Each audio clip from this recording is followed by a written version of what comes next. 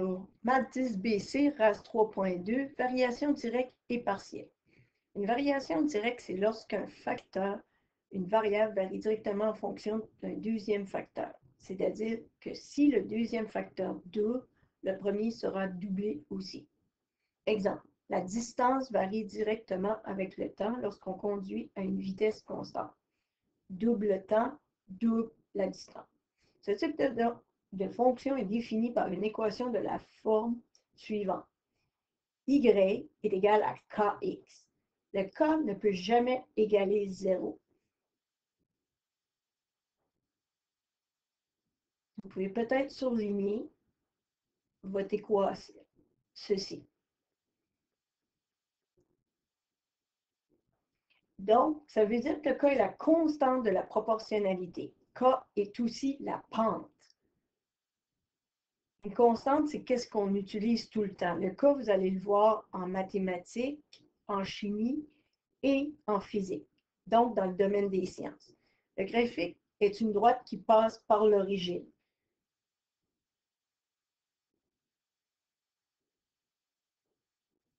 Ce qui veut dire que quand vous avez un graphique, ici, vous devriez avoir Y, ici X, il va passer directement à partir de 0, qui est l'origine. Donc, on appelle ça une variation directe. Donc, si je continue ici, exemple 1. Le montant d'argent ramassé par le conseil des élèves lors d'une danse est directement proportionnel au nombre de billets vendus.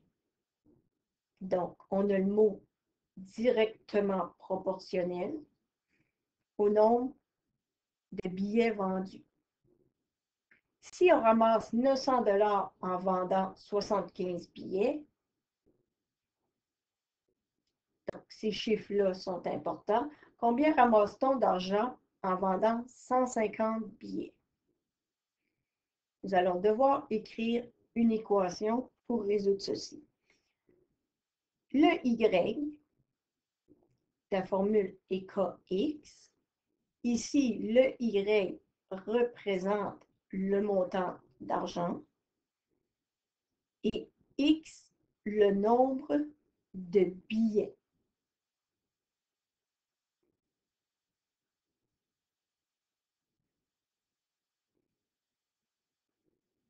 Alors, qu'est-ce que je fais?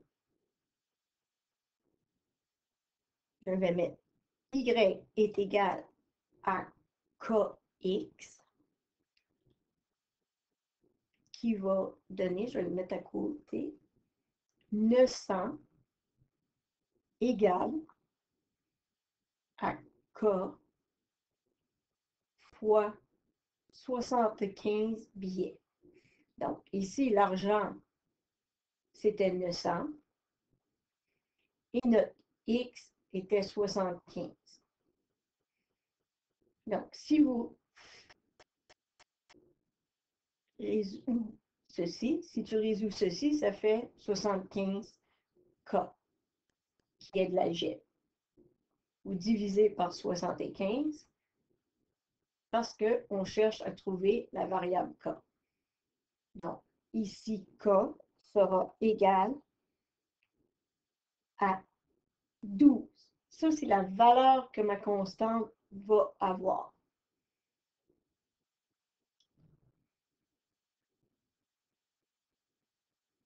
Ensuite, je reviens avec mon équation de départ. Y est égal à Kx. On me demande combien ramasse-t-on d'argent en vendant 50 billets.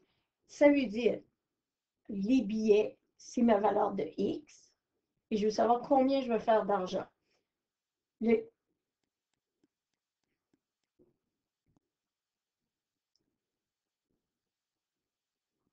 Donc, mon Y, mon K, j'utilise la constante que j'ai trouvée, 12 fois la valeur du nombre.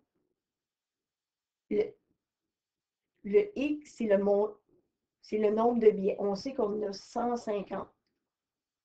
Donc, je fais 12 fois 150 et ça va me donner la valeur totale de 1800 $. Vous avez 2 étapes à faire dans ce problème-ci.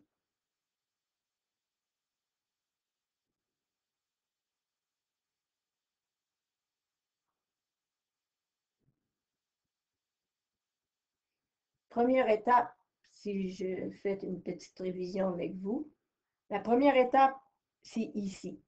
Vous avez en premier, vous devez identifier vos variables. Y, ça représentait l'argent, X, le nombre de billets.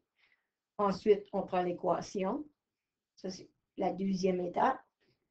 Un coup qu'on a trouvé la constante, on peut venir remplacer et répondre à la question.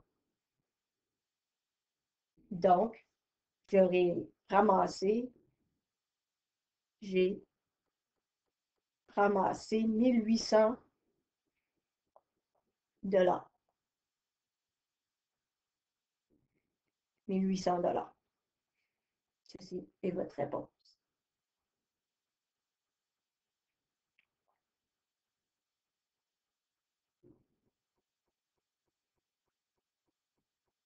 Ce n'est pas trop compliqué en ce moment.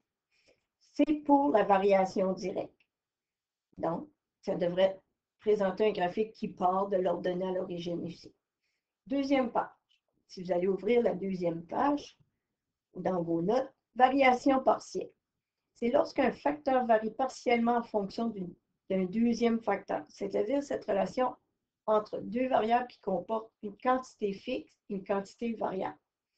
Exemple, le coût d'un banquet augmente à mesure que le nombre de personnes augmente. Mais si on double le nombre de personnes, le coût ne double pas. Ceci est dû au fait qu'il y a un prix de base fixe, en plus d'un prix par personne. Ce type de fonction est défini par une équation de la forme suivante. Y est égal à mx plus b. B ne peut jamais égaler 0. Puis, le graphique est une droite qui ne passe pas à l'origine. Ce qui veut dire, si je vous fais un petit graphique, Y, X, ça ne peut pas partir ici, ça doit toujours partir sur l'axe des Y, en tout temps. Puis ici, ça représenterait l'argent, puis ici, ça représenterait le temps. Si on veut identifier les axes. Maintenant, Gilles répare des ordinateurs à domicile. Il charge 12 $ de l'heure en plus de 25 $ de frais de déplacement. Quel est le montant chargé pour un travail de 4,5 heures? Donc, ici, si j'écris l'équation, étape 1, Y est égal à mx plus b.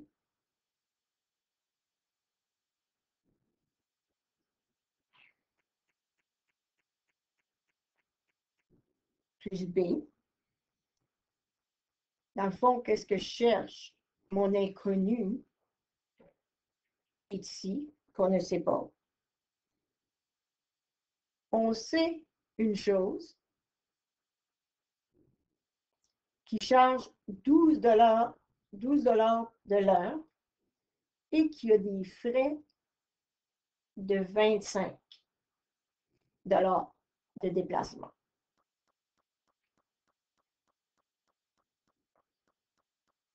Donc, on sait une chose. Premièrement, le B, c'est le chiffre qui ne va pas changer. Il va rester pareil. C'est des frais fixes. C'est un coût qui ne va pas changer dans l'équation. Donc, si je viens remplacer ici, si j'écris mon équation, ça va être Y. Le 12 $, je sais qu'il peut changer dépendant du nombre d'heures qu'il va faire. Et le B, ça va être les frais fixes de 25 $. Donc, vous écrivez votre équation. La question ici est, quel est le montant chargé pour un travail de 4,5 heures?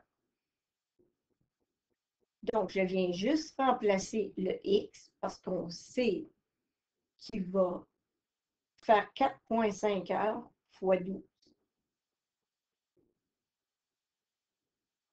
plus le 25. Ainsi, on va avoir notre réponse qui va donner 79 $. Qu'est-ce qu'il va gagner? Ça va être le montant chargé. Un bon exemple que je dis à chaque année, si vous avez besoin de louer une salle pour une danse, le coût de la salle ne va pas changer, mais le nombre de personnes que vous allez vouloir dans la salle, si vous avez 200 personnes et vous demandez 5 $, donc ça va vous donner 200 personnes fois le 5 $, plus la location qui serait, disons, de 150 $.